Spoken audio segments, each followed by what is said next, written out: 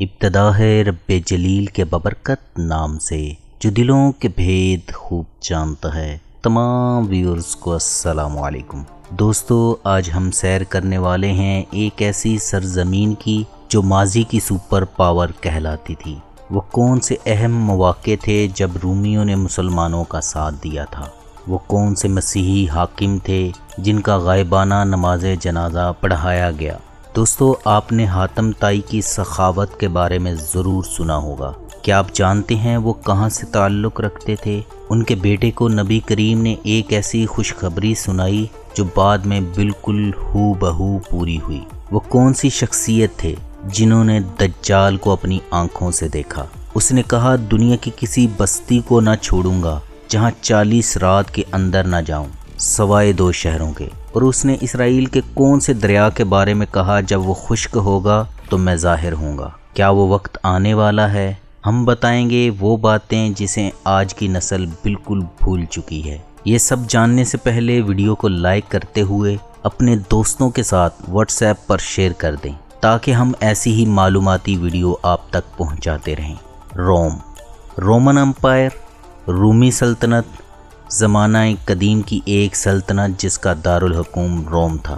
اس سلطنت کا پہلا بادشاہ اگسٹس سیزر تھا جو 27 سال قبل مسیح میں تخت پر بیٹھا۔ اس سے قبل روم ایک جمہوریہ تھا جو جولیس سیزر اور پومپے کی خانہ جنگی اور گائس ماریس اور سولا کے تنازعات کے باعث کمزور پڑ گئی تھی۔ اپنے عروج کے دور میں رومن سلطنت 59 لاکھ مربع کلومیٹر پر پھیلی ہوئی تھی۔ موجودہ انگلستان، اسپین، فرانس، اٹلی، یونان، ترکی اور مصر اس عظیم سلطنت کا حصہ تھے۔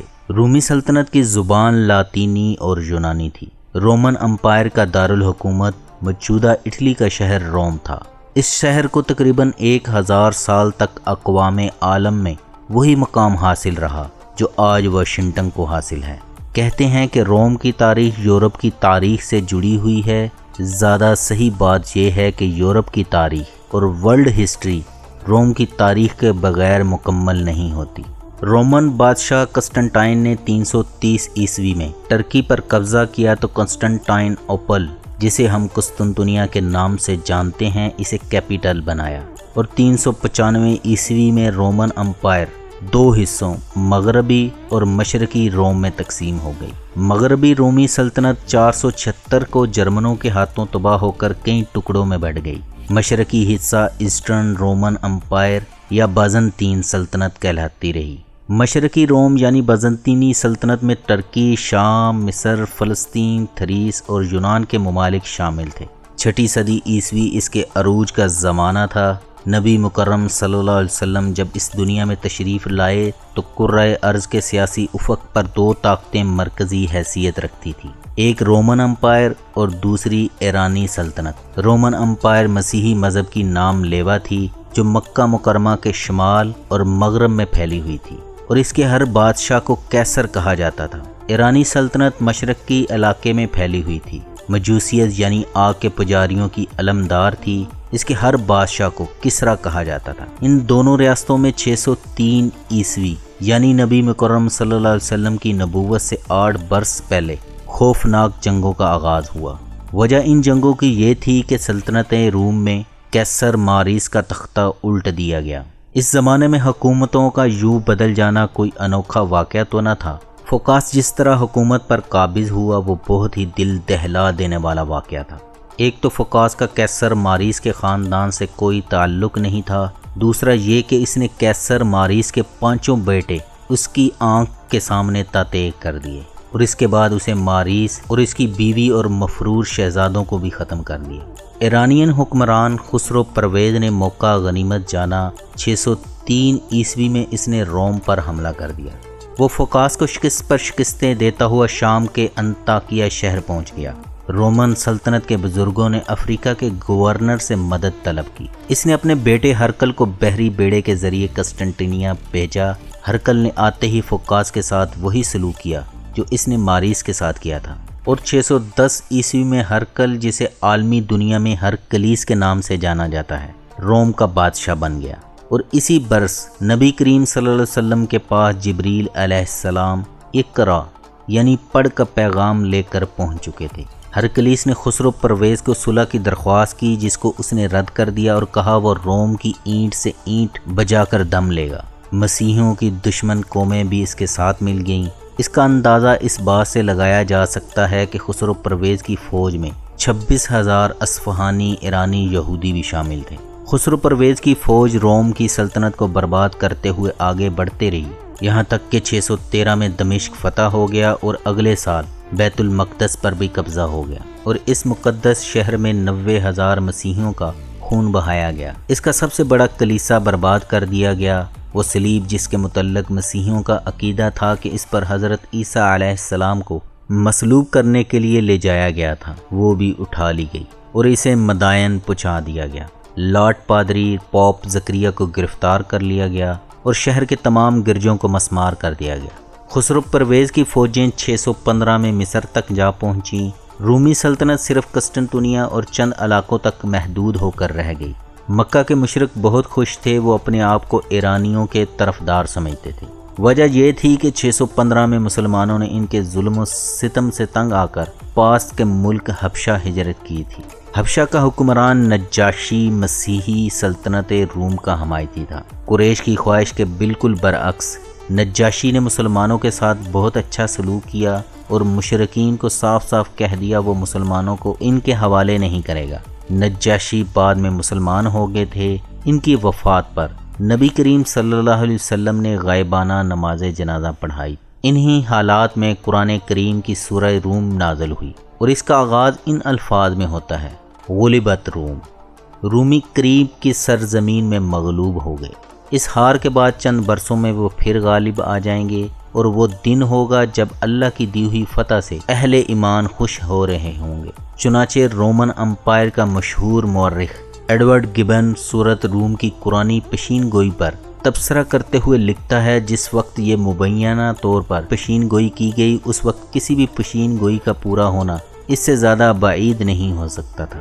اس لیے ہرکلیس کی حکومت کے پہلے 12 سالوں میں یہ بات کھل کر سامنے آ گئی تھی کہ رومی سلطنت کا خاتمہ بالکل قریب آ چکا ہے، یہاں تک کہ وہ قسطنطنیہ کے دیواروں تک پہنچ گئے اور انہوں نے ہرکلیس کی طرف سے صلح کی ہر پیشکش کو ٹھکرا کر انہیں یہ کہا: ہمیں ہرکلیس کے سر کے علاوہ کوئی پیشکش منظور نہیں، جس کے نتیجے میں ہرکلیس تیونس کی طرف بھاگنے کا منصوبہ بنانے لگا۔ لیکن اس کے فوراً بعد حالات نے عجیب و غریب پلٹا کھایا۔ مسلمان مکہ سے ہجرت کر کے مدینہ پہنچ گئے۔ 622 میں ہرکلیس نے آرمینیا سے ایران پر حملہ شروع کیا۔ اس کی فتوحات کی تیزی کا اندازہ اس سے لگایا جا سکتا ہے کہ 624 میں اس نے آذربائیجان کے مقام رومیا میں مجوسیوں کے آتش کدے کو تباہ برباد کر دیا۔ یہ زرتشت کا مقام پیدائش سمجھا جاتا تھا۔ رومیوں کی فتح کی خبر عرب تک پہنچی تو یہ ٹھیک وہ وقت تھا جب بدر کے میدان میں سرکار دو عالم صلی اللہ علیہ وسلم نے قریش مکہ کے لشکر کو عبرت ناک شکست دی اور مسلمانوں کو اس فتح پر غیر معمولی خوشی حاصل ہوئی تھی۔ اس طرح قرآن کریم کی دونوں پیشین گوئیاں کھلی آنکھوں اس طرح پوری ہوئیں جس کا بظاہر حالات کا کوئی امکان نظر نہیں آتا تھا، اور قرآن کریم کی سچائی روز روشن کی طرح واضح ہو گئی۔ صلح حدیبیہ کے بعد نبی کریم صلی اللہ علیہ وسلم نے اس وقت کے کئی حکمرانوں کو خط لکھے۔ ان میں سے ایک ہرکلیس کو بھی نبی کریم صلی اللہ علیہ وسلم نے خط بھیجا جس میں دین کی دعوت دی گئی۔ ہرکل کو جب یہ خط ملا تو اس نے حکم دیا اگر کوئی عرب کا باشندہ ملک میں ہے تو اسے لایا جائے۔ اس وقت اتفاق سے ابو سفیان اپنے لوگوں کے ہمراہ تجارتی دورے پر وہاں موجود تھے، چنانچہ انہیں بادشاہ کے دربار میں بلایا گیا۔ یہ وہ وقت تھا جب ابو سفیان نے اسلام قبول نہیں کیا تھا۔ ہرکل نے سوال کیا: تم میں سے کون شخص محمد صلی اللہ علیہ وسلم کا زیادہ قریبی عزیز ہے؟ ابو سفیان: میں ان کا سب سے قریبی عزیز ہوں۔ ہرکل نے پوچھا: اس شخص کا خاندان کیسا ہے؟ ابو سفیان: وہ اونچے عالی نسب والے ہیں۔ ہرکل: اس سے پہلے بھی کسی نے ایسی بات یعنی نبوت کا دعویٰ کیا تھا؟ ابو سفیان: نہیں۔ اس کے بڑوں میں کوئی بادشاہ گزرا ہے؟ ابو سفیان نے کہا: نہیں۔ ہرکل: اس کی پیروی کرنے والے طاقتور ہیں یا کمزور؟ ابو سفیان: کمزور۔ ہرکل: اس کے ماننے والوں میں سے کوئی واپس پلٹا ہے؟ ابو سفیان: نہیں، سب کے سب قائم ہیں۔ ہرکل: دعوی نبوت سے قبل انہوں نے کبھی جھوٹ بولا تھا؟ ابو سفیان: ہرگز نہیں۔ اب ہمارا معاہدہ ہوا ہے، معلوم نہیں اس کا کیا کرے گا۔ ہرکل: کیا تمہاری اس سے کبھی لڑائی ہوئی؟ اور اس کا کیا نتیجہ نکلا؟ ابو سفیان: کبھی ہم جیت جاتے ہیں اور کبھی وہ۔ ہر کل وہ تمہیں کس بات کا حکم دیتا ہے؟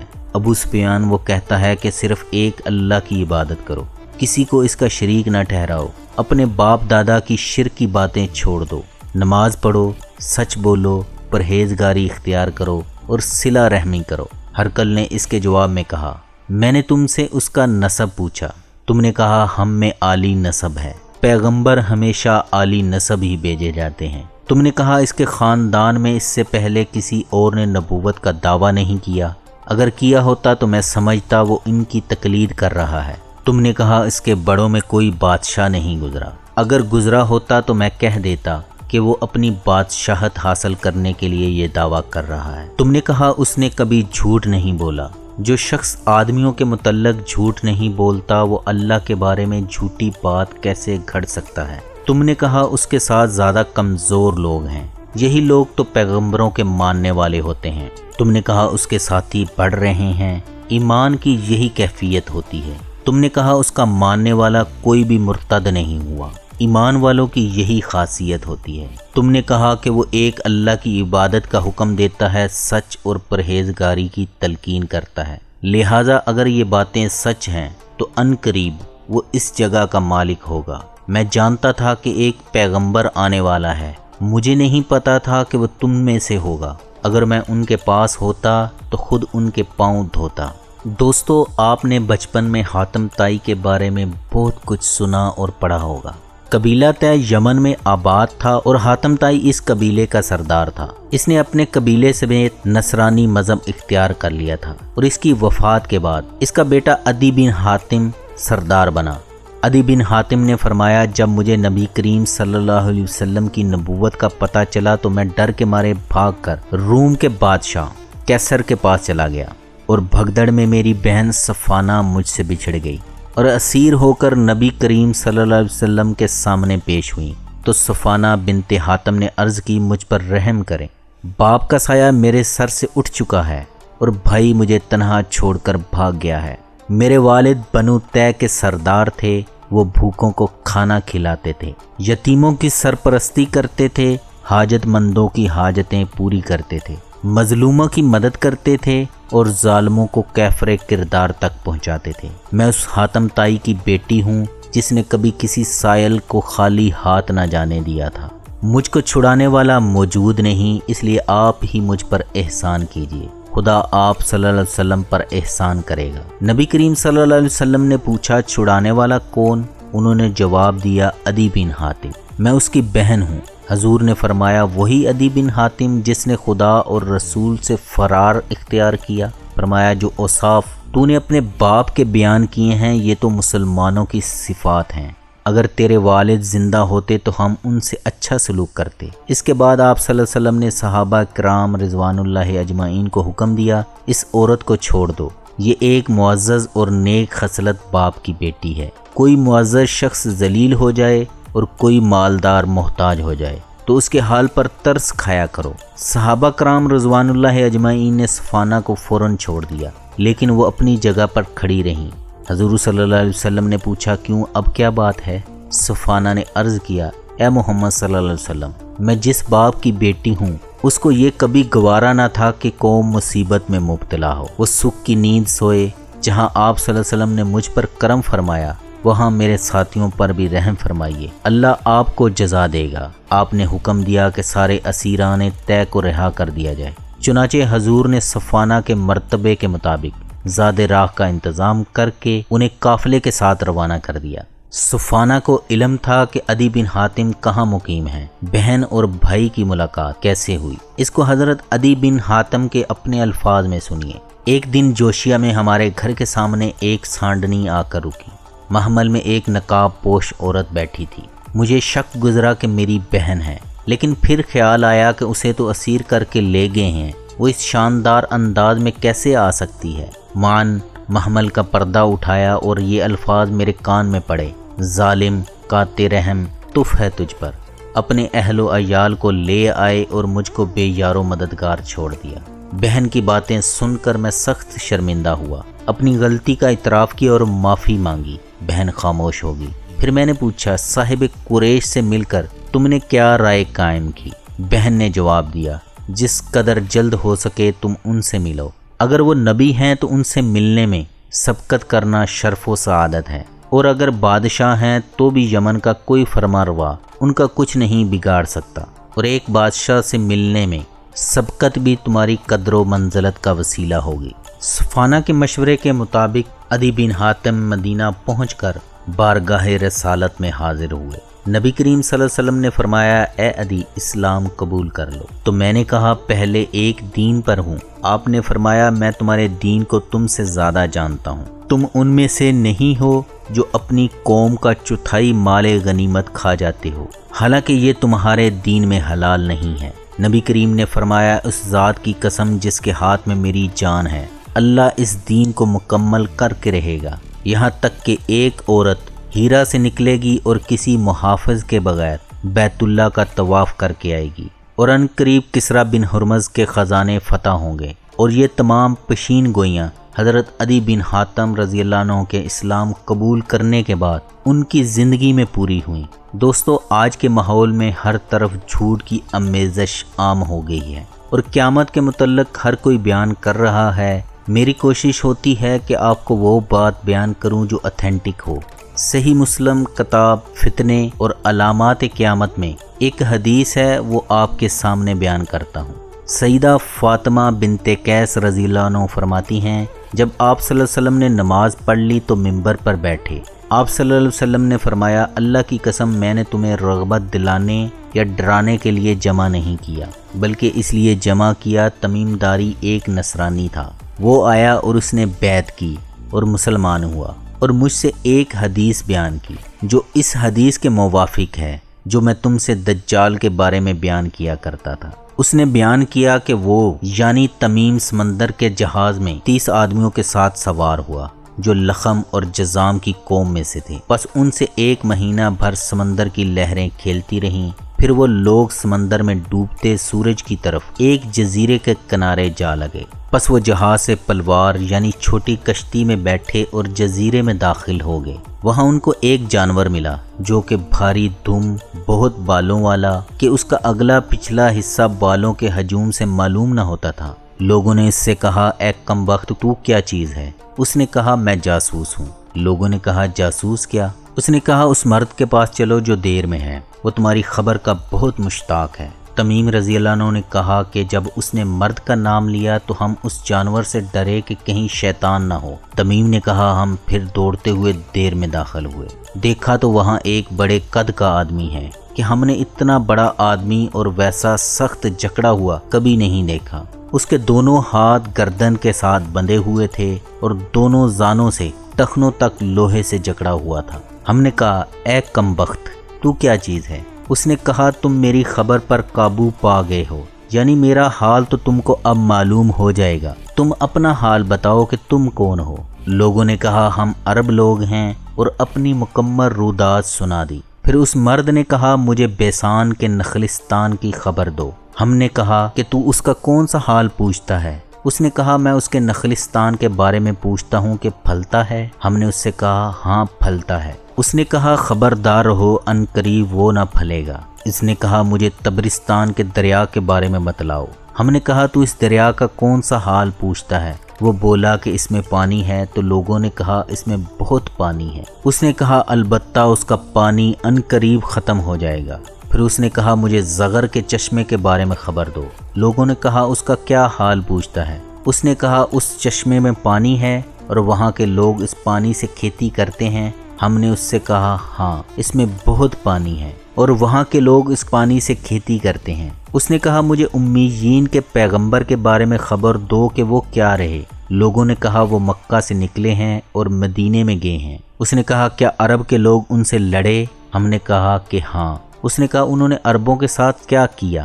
ہم نے کہا کہ وہ اپنے گرد و پیش کے عربوں پر غالب ہوئے اور انہوں نے ان کی اطاعت کی۔ اس نے کہا یہ بات ہو چکی؟ تو ہم نے کہا ہاں۔ اس نے کہا کہ خبردار رہو، یہ بات ان کے حق میں بہتر ہے کہ پیغمبر کے تابع دار ہوں، اور البتہ میں تم سے اپنا حال کہتا ہوں کہ میں مسیح یعنی دجال ہوں، اور البتہ وہ زمانہ قریب ہے کہ مجھے نکلنے کی اجازت ہوگی، بس میں نکلوں گا اور سیر کروں گا اور کسی بستی کو نہ چھوڑوں گا جہاں 40 رات کے اندر نہ جاؤں، سوائے مکہ اور طیبہ کے، وہاں جانا مجھ پر حرام ہے، یعنی منع ہے۔ جب میں ان دونوں بستیوں میں سے کسی کے اندر جانا چاہوں گا تو میرے آگے ایک فرشتہ بڑھ آئے گا اور اس کے ہاتھ میں ننگی تلوار ہوگی، وہ مجھے وہاں جانے سے روک دے گا، اور البتہ اس کے ہر ایک ناکہ پر فرشتے ہوں گے جو اس کی چوکیداری کریں گے۔